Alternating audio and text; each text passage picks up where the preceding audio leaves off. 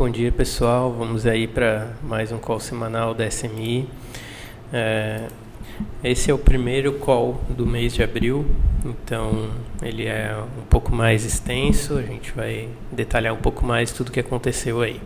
Então, primeiro falando de eleições, né? A gente teve aí a prisão do ex-presidente Lula, então para questões de eleição ele não pode ser candidato porque ele já foi condenado em segunda instância e isso vai contra a lei da ficha limpa, então ele de fato não pode ser candidato. E agora com ele preso ele também não pode continuar fazendo campanha, então isso afeta bastante as eleições. Sem o Lula a esquerda fica bastante fraca e a gente pensa o que pode acontecer com os votos que iriam para ele, né? Então existe a possibilidade de irem para o Ciro Gomes, como também existe a possibilidade de virarem votos brancos ou nulos. Esse aqui é um pouco do mercado nas vésperas do julgamento do habeas corpus do Lula, quando o mercado achava que ele seria concedido, ou seja, o presidente não seria preso. Então o DI futuro subiu bastante, né? Aí a gente teve o julgamento, foi um julgamento no STF, ao vivo, ele durou até 1h da manhã, começou às 2 da tarde, então foi bem longo, e foi vencido por 6-5 a favor. A favor seria contra o habeas corpus do presidente Lula, certo? Então ele não teve o habeas corpus concedido e foi preso. E olha o que aconteceu com o DI no dia seguinte à concessão, à votação do STF.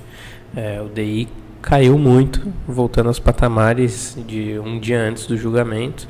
Então, isso é para mostrar como o mercado reage a esse tipo de notícia, né? E como a gente tem que estar sempre em dia para conseguir pegar esse tipo de percepção, esses movimentos no mercado.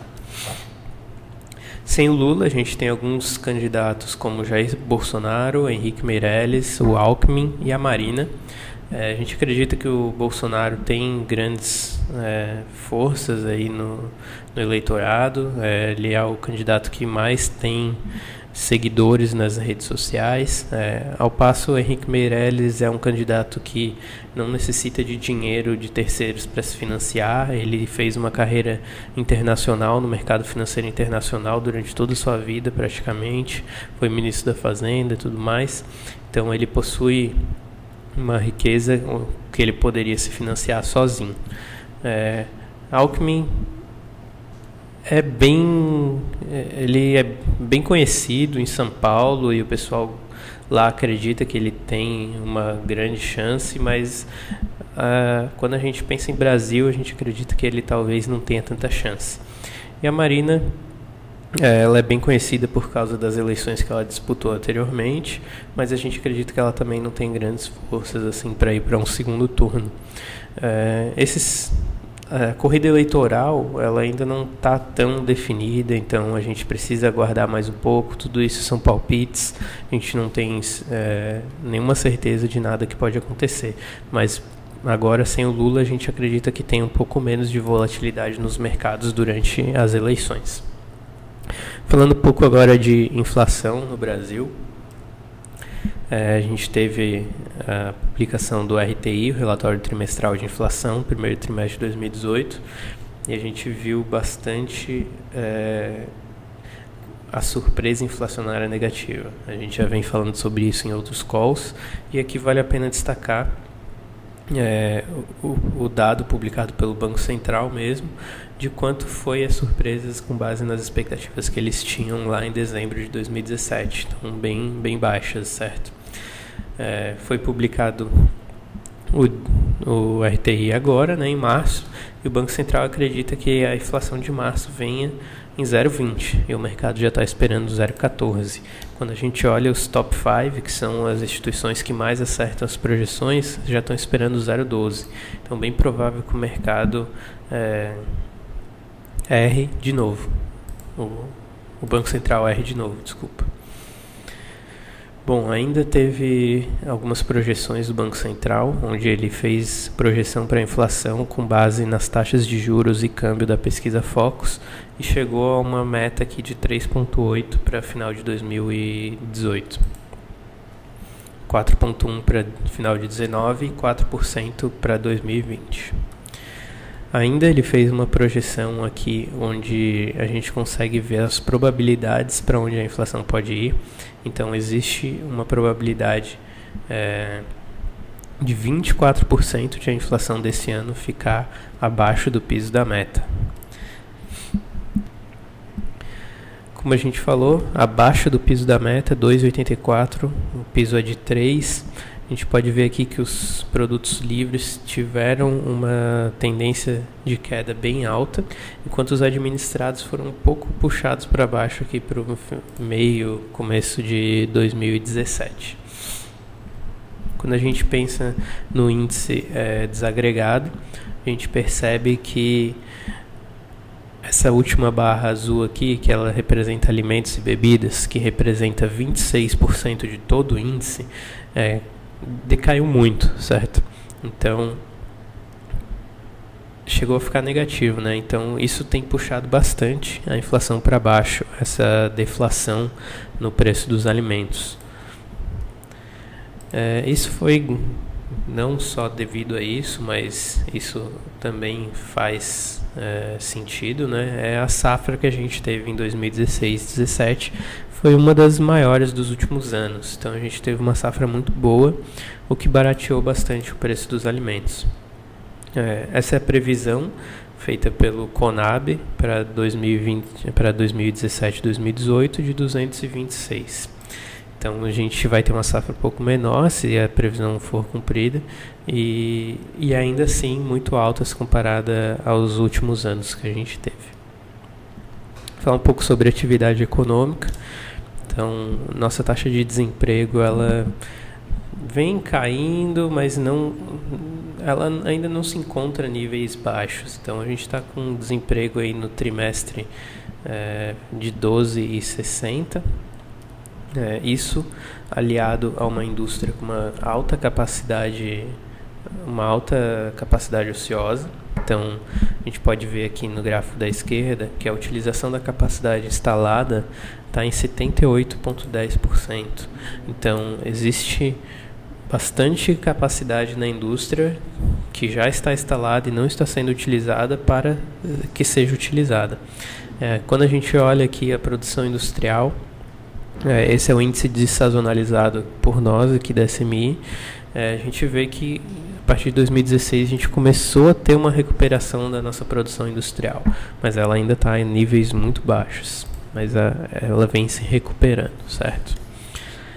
Isso tudo também para atividade econômica. Quando a gente pensa em crédito, a gente percebe aqui por esses gráficos que a demanda por crédito tem crescido bastante ali depois de 2016. Então, as empresas estão querendo mais crédito, os consumidores estão querendo mais créditos, e isso tende a impulsionar a economia, certo? Quando a gente vê esses gráficos aqui, a gente percebe que as famílias estão se desalavancando. Então, no gráfico da esquerda, a gente vê que o endividamento das famílias que estava lá acima de 45%, hoje já está chegando nos 40%. Então, as famílias têm pagado suas dívidas e se endividado menos. Tá? Esse gráfico da direita é para vocês terem uma noção do quanto essas famílias endividadas pagam de juros e amortização, que a gente chama do serviço da dívida.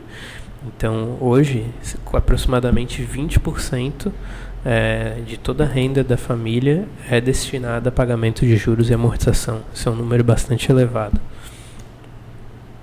Quando a gente vê aqui o estoque de crédito, a gente pode ver que a gente afundou bastante nos últimos anos o estoque de crédito, e ele vem se recuperando principalmente por via dos recursos livres. Então, consumo, pessoas pegando crédito para consumir, para gastar mais, e isso impulsiona bastante a economia, visto que a gente já falou em outro call semanal.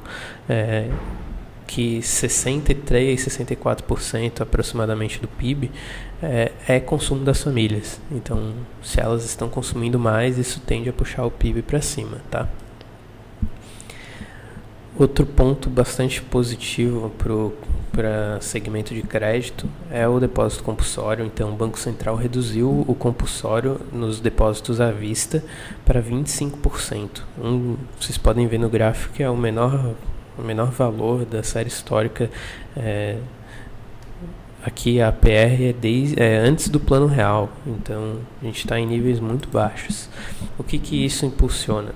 O compulsório ele é um dinheiro que os bancos precisam deixar no Banco Central reservado. Então, como esse valor foi diminuído, o que acontece é que agora os bancos vão ter mais recursos disponíveis para emprestar para a população.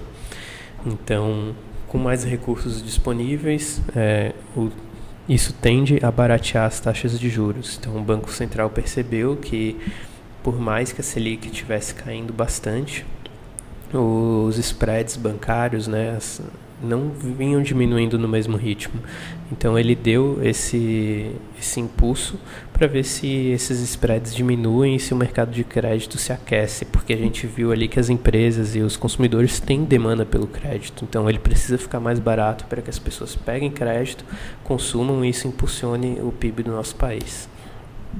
Então, tudo isso somado à utilização da capacidade instalada da indústria, o desemprego, o crédito, tudo isso faz com que a gente tenha um produto potencial maior do que o que a gente está produzindo agora. Então, isso resulta num hiato do produto negativo. Então, a gente está produzindo abaixo do nosso potencial. A gente pode produzir com o que a gente tem na economia hoje muito mais.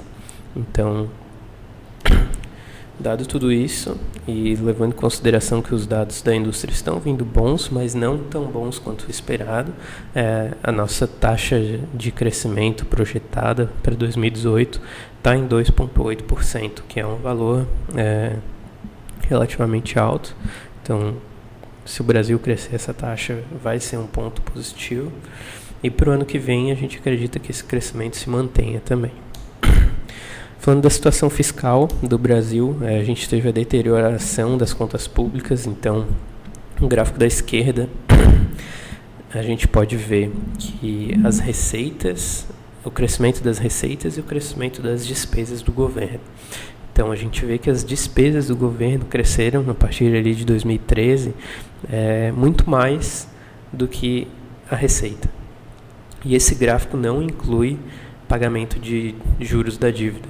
Então, tem gente que acredita que os juros da dívida que é o grande culpado para esse aumento, mas na verdade não. Esse gráfico não inclui e a gente vê que o crescimento foi muito maior das despesas do que das receitas. Isso fez com que o setor público se endividasse muito mais para conseguir pagar essas despesas. Então, a gente pode ver o crescimento da dívida do setor público acompanhando o crescimento das despesas. Aqui a gente vê que em porcentagem do PIB, as receitas e as despesas do governo. Então, as despesas hoje representam mais do que as receitas, né? Então, isso ocasiona um déficit no nosso governo. E um grande ponto que o Brasil sofre é que aproximadamente que 80% de todas as despesas do governo elas são obrigatórias. Então, não há como fazer corte de gastos nessas despesas. Então, é um pouco difícil retomar a níveis saudáveis essa conta, mas é o que o Brasil precisa e o governo acredito que está se esforçando para que isso aconteça. Aqui o resultado primário do governo. Então, a gente vê que a partir ali de 2014 a gente deixou de ter superávit primário, passou para déficit e deu uma melhorada. Esse ano a gente acredita que o governo vai conseguir bater a meta de déficit, vai ficar com uma folga bastante grande também. A gente teve aí no começo desse ano os leilões da Petrobras, então o governo arrecadou 8 bilhões com alguns ativos vendidos e isso deve aumentar ainda mais porque vão ter outros leilões ao longo do ano. Ainda a gente vê a necessidade da reforma da Previdência, visto todo esse descaso fiscal e também as situações do RGPS, do RPPS, que em média tem um déficit, como vocês podem ver no gráfico. Então a reforma da Previdência é necessária para a gente voltar a diminuir a desigualdade no sentido de aposentadoria, e também para dar um equilíbrio fiscal para as nossas contas públicas. Tudo isso nos faz pensar nas projeções da taxa Selic, todo esse cenário econômico que a gente conversou. Então a gente teve a redução para 6,5%, a gente acredita que essa vai ter mais uma redução em maio para 6,25% e vai se manter constante até a sexta reunião de 2019, onde vai voltar a subir, alcançando 8% somente em 2020. Então a gente vai ter um grande período aí de juros baixos. Isso ajuda para a dívida pública do país, isso ajuda para a atividade econômica, para a bolsa. Então a gente acredita que o Brasil vai tirar bom proveito disso. Aqui o Focus, a gente vê que o IPCA foi reduzido mais uma vez para 3,5% já. E quando a gente analisa isso no top 5, eles já estão com 3,46%. Então o IPCA bastante baixo. Nossa projeção também é de 3,5% para esse ano. A gente acredita que isso vai ser possível. A inflação está vindo bastante baixa, deflação dos alimentos e tudo isso que a gente comentou nesse cenário econômico. Bom, pessoal, é isso. A gente vai ficando por aqui hoje. Espero que tenham gostado. Uma boa semana. Tchau.